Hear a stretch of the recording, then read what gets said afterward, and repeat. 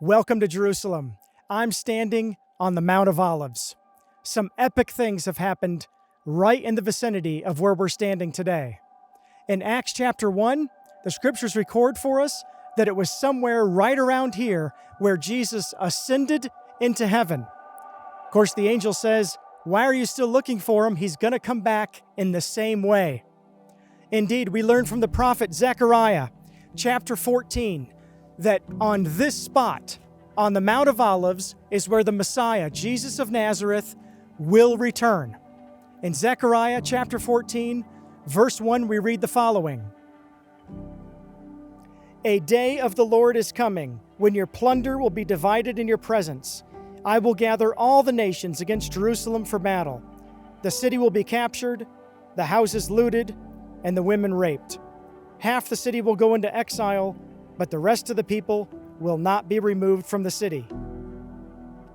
There, in the first two verses, it appears as if Jerusalem is going to lose the battle. We know that these are anti-Semitic hordes following the leadership of the Antichrist at the end of the tribulation period. They have assembled, they have gathered together in the valley of Armageddon, and they have marched their way up to Jerusalem to do battle against the people here. But verse 3 tells us something's going to happen that'll change the course of the battle.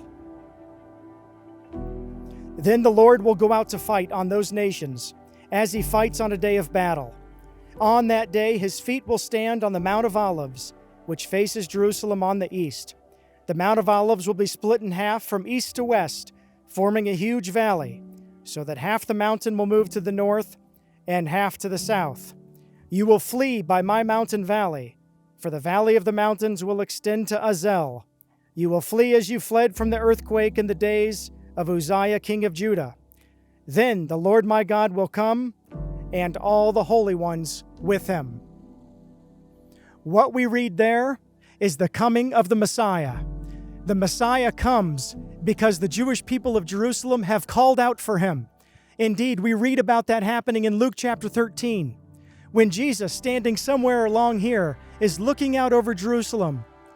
And he says, "I tell you, you will not see me again until you say, Baruch haba b'shem Adonai." In other words, you will not see me again until you welcome me. And that's what's happening here in Zechariah 14. The Jewish people, surrounded by their enemies, call out for God to rescue them, and he responds. And he responds and sets his feet right here on the Mount of Olives. And that causes the entire Mount of Olives to split in two so that it moves to the north and to the south.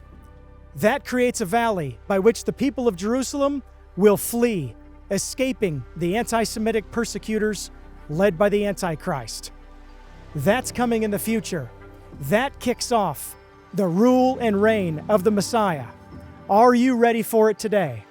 Be sure to like and subscribe on your way out so that you're notified of future videos.